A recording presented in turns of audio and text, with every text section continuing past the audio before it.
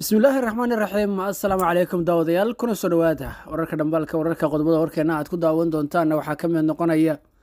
xasuuqii casharka lamaylawaanka ha noqday ee ka dhacay maanta Soomaaliya iyo sida ay qasaaraha iyo sidoo kale burburku uu saameynta ugu yeeshay ayaan idiin soo gudbin doonaa godadka iyo sidoo kale dhufaysyada maanta la iskugu daatay garxaajisna markaan waa sii ballaarinaysa awoodeeda Sacad Muuse oo markaan la soo baxay ciidan iyo sidoo kale hubka culus oo ay ku rakibeen gaadiidkooda qoryaha maartale ee dhulka laga soo saaray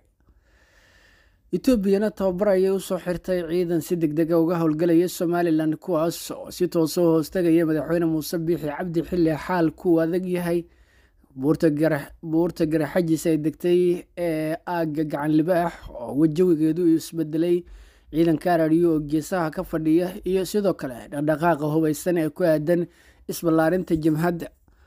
madaxweyne danina dhaqdhaqaaq ka bilowday deegaanada Puntland ayaa walwal xoogan ku haya markaan muuqaalka sheer garay qaybta hoosan aragtida noogu reebo ku xirno wararka dhambalka wararka أنا كبلونا ورك وجود دنبيه اللي جه لي جيده هوري الدجالك يا وحي حقيقيا إن ما أنت ودعي ورك وجوع صلا إسلام كان النقد 10 لما يلوانا كاس أو أي ستة صاوجو دقيق خادنا إياه إذا إسكو جري الصومالية عدان كواس لاركي يجو أكرر قان صدي جيدها علاد إسلام كان كر وجداتي دفيسي يسيدو كلا دفاعية أذق warka soo baxay dowladda Soomaaliya ayaa lagu xaqiijiyay in wararka maanta uu ahaa mid ba'an isla markaana sabay qasaare iskugu jirta burburin gaadiid dagaal fariisimo iyo sidoo kale kuwa xamuulka qaaday saanad intaba wararkan waxaa fuliyay ciidanka militariga Soomaaliya gaar ahaan kuwa commandoska oo kaashanaya ciidamada Mareykanka ee la dagaalanka waxa loogu yeeraa xagjiriinta iyo argagixisada waxaana ka dhacay xadka ay wadagaan gobolada Shabeellaha Dhexe iyo Galgaduud waxaana dagaalkii ugu qasaaraha cuslaa iyo wararka ugu baanaayntaba waxaana ay militariga Soomaaliya iyo kuwa Mareykanku ay bartilmaameedsadeen 10 gaari oo ay wadatay kooxda ka dagaalamaysa qaybo ka tirsan gobolada Galgaduud iyo Shabeellaha Dhexe agooda gaadiidkaas ayaa kala ahaa 4 gaari oo nooca dagaalka isla markaana gaadiidka loo yaqaan Cabdibilaha iyo sidoo kale 2 gaari oo baabuurta loo yaqaan bijiga ah isla markaana xamuulka dabula iyo 2 gaari oo ku nooca loo yaqaan Yudiga ah kuwaas oo ay saarnaayeen isla markaana ay la socdeen xubno ka tirsan ururkaasi iyo sidoo kale waxa kale oo saarnaa isla markaana dusha kaga labeelaysna saanad ciidan raashin iyo sidoo kale agabyo kala duwan oo loogu talagalay in sanado iyo sidoo kale bilaba looga dagaalamo jiidaha ay doonayaan in xubnaha ururkaasi ay difaacdaan militariga Soomaaliya ayaa sheegay in tan ay noqonayso cimri gaabintii ugu cuslayd ee la sameeyay ibit iyagoo waliba ku tilmaamay inay tahay tan 10 lameylawaan oo mar walba ay soo xasuusan doonaan kaadiriinta ku sugan gobolada Jubbooyinka gaar ahaan Jubbada Dhexe halkaasna ka soo mareega fariimaha dhigdaadinta sida ay sheegeen saraakiisha nabad sugidda iyo militariga Soomaaliya dhinaca kalena haddii aanu eegno maanta waxay xaaladdu u muuqataa mid si cuslaanaysa iyadoo waliba ay socdaan dadaallo wada hadallo iyo nabad lagu raadinayo isla markaana ay ka dambeeyaan isimo meelo kala duwan ka yimid iyo waliba sidoo kale saraakiil iyo waxgarad noocyo kala duwan leh kuwaas oo balxal u raadinayo colaadda si gaamuraysa ee ka taagan aaga buurta gacan libaax iyo deegaano kale waxay tani si tartiib ah iskugu gadisay colaad u dhaxaysa garxaajis iyo sidoo kale habar awal iyadoo waliba arrintaasi ay bedeleen siyaasiyiin kala duwan oo dhinacyada ka soo jeeda waxayna ku tilmaameen in tani ay tahay mid weerar hayb qabiil ku socda kadib markii garxaajis ay buuraha gashay ayna ka soo horjeesatay maamulka taliska Muuse Biixi ayay habar awal geesaha ka istaagtay Muuse si ay u difaacdo taasina waxay abuurtay in garxaajis iyo sidoo kale habar awal ay daaqada iskaga jeedaan midka kalena uu ku tilmaamay inuu yahay midka wax afgambinaya ama cayn gambinaya ee doonaya in ay taladu ay gacanta ka baxdo ama ay gacantiisa ku jirto warar soo ifbaxaya ayaa tilmaamayeen gurmadiyada ciidanka jimhaddu ay sii xoogaysanayaan iyagoo saacadihii la soo dhaafay la arkayay cutubyo ciidan oo ku beeraya jiidaha ay fariisinka ku leeyihiin xogaga jimhadda sidoo kalena xogihii ugu dambeeyay aanu helnay ayaa waxay muujinayaan in ciidamada sida gaarka u tababaranaya RRU ay geesaha ka fadhiyaan buurta, taasoo ay sii dheertahay maanta inay dalka Itoobiya ay kasoo ruqaansanayaan cutub ciidan oo si gaara u tababaran islamarkaana tababar ku qaatay qeybo ka mid a waddanka Itoobiya. qaybta howlgallada degdega ah oo ka mid a kulliyadaha dagaalka ee ciidanka militariga ee dalka Itoobiya ayay tababar ku soo qaateen ciidankan, waxayna u ruqaansanayaan gudaha Somaliland, gaar ahaan aagga ayay xilligan doonayso xukuumaddu inay ciidamadaasi u gudbiso. waxa ay qaateen Idriiska, waxayna sidoo kale ay ciidankan u muuqdeen kuwo tababar iyo waqti dheeraada qaatay, iyadoo weliba xukuumadda Muuse Biixi Cabdi ay ka mid tahay ciidamada ay ku faanayso. dowladda Itoobiya ayaa in muddo ah waxay isku ekaysiinaysa inay dhexdhexaad ka tahay colaadaha ka jira aagga gobollada SSC iyo Puntland,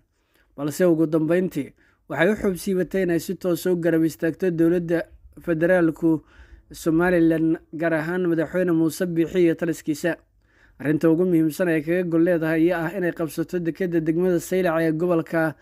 waa dekedda Saylac ee saaran badda cas, islamarkaana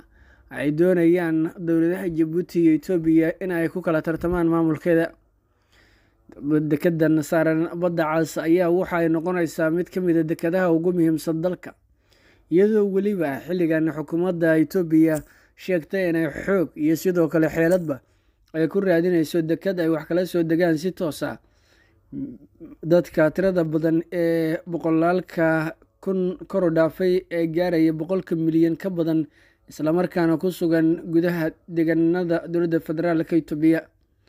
waxaana xogihii ugu dambeeyaan helna ay tilmaamayaan in ciidankaasi laga cabsi qabo inay si toosa kaga qayb galaan howlgallada dagaal ee ka socda Somaliland, gaar ahaan jiidaha xilligan colaaddu ay ka jirto ee aagga Garxajis iyo sidoo kale SSC. dhinaca kalena wararka soo ifbaxaya ayaa tilmaamaya in ciidamada RRU ee ku sugan jiidda hore ee aagga gacan libaax laga yaabo in ay mar kale ku adkaystaan weerar ay ku qaadaan jiiddaasi. madaxweyne Siciid Cabdullaahi Deni ayaa markaana waxa uu wajahayaa fadeexad weyn oo dhinacyo kala duwan leh, iyadoo weliba ay soo ifbaxayso inaynan ka tanaasuleynin mucaaradadooda iyo qorshahooda xubnaha mucaaradka ee ku sugan deegaanada Puntland. waxaana soo ifbaxaya in xukuumaddu ay si toos ah kaga soo indhaduubatay kagana soo horjeedo tab walba iyo qaab walba oo lagu gaari lahaa in uu guuleysto barnaamijkeeda siyaasadeed iyo sidoo kale isbeddelka dadku ay higsanayaan ee ku aadan doorasho ay ka dhacda Puntland. siyaasiyiinta mucaaradka ayaa ku dhawaaqay in loo baahan yahay in la iskugu yimaado kulan degdeg ah oo ay iskugu yimaadaan siyaasiga, aqoon-yahanka iyo sidoo kale mas-uuliyiinta heerarka kala duwan leh, iyadoo weliba wadasha siyaasadda Puntland ku dhawaaqday in ay u baahan tahay aragti muhiim ah oo lagu badbaadiyo Puntland iyo dowladnimadeeda, iyadoo weliba intaasi kusii dartay in si degdega loogu baahan yahay in shacabka Puntland iyo mas-uuliyiintoodu ay u kulmaan, islamarkaana ay ka wada xaajoodaan qorshihii iyo tabtii lagu gaari lahaa isfaham dhab ah iyo hanaan siyaasadeed oo degenaansho leh oo doorasho ay kaga qabsoomi karta Puntland, sidoo kalena ay ku xasili karto arrinta deegaanada kala duwan ee Puntland oo markaan Siciid Deni uu arrinta hoggaanka u hayo muddo kororsigiisa. dhinaca kale waxay doonayaan in waqti badan la geliyo habkii iyo qorshihii looga faa'iideysan lahaa furista dastuurku inay noqoto midani ay ugu jirto dadka, balse aan noqonin hanaan ay dhinacyadu ku raadsadaan, islamarkaana ay ku loolamaan ama ay ku raadiyaan codka bulshada, iyadoo weliba laga dhigayo in wax badan laga bedelay dastuurka. furidda dastuurka waxay ahayd in lagu soo kordhiyo tallaabooyin loo qaado dhinaca mideynta bulshada iyo sidoo kale in la sameeyo hab walba iyo qaab walba oo ay ku hirgeli karto ama ay ku nuuxsan karto qorshaha kala duwan ee ay ka midka yihiin in si degdega loo hirgeliyo nidaamka beelaha, tabashooyinka iyo caqabadaha kala duwan ay ka imaanayaan dhinacooda in ay helaan matalaad siyaasadeed. beelo ka tirsan Puntland islamarkaana maamulku canshuuro ayaan lahayn matalaad siyaasadeed iyo sidoo kale cid u hadasha, waxayna ku qasban yihiin in ay marti iyo sidoo kale ilka fiirsasho marqaatiyaala ay ka noqdaan xukuumadda Puntland ee xilligan dhisan. Siciid Cabdullaahi Deni iyo sidoo kale golihiisa baarlamanku way agmareen rajadii dadku ay qabeen, waxayna ganafka ku dhibteen hal walba iyo qaab walba oo dadku ay ku heli lahayeen xuquuqda ka maqan, gaar ahaan beelaha cabanaya. In ka badan 9 bilood ayaa soo gudbiyey codsiyadooda ku aadan in wax laga bedelo nidaamka matalaadda ay ku leeyihiin baarlamaanka, iyadoo qaar badani ay doonayaan in ay helaan xilal iyo sidoo kale matalaad dhab ah oo lagu soo kordhiyo golaha wakiilada Puntland ee xilligan ay gaaraya 66 xildhibaan. Muuqaalka sheer garow like saar qaybta hoosan aragtidaada noogu reebo ku xirnow wararka dhambaalka wararka nabadgelyo.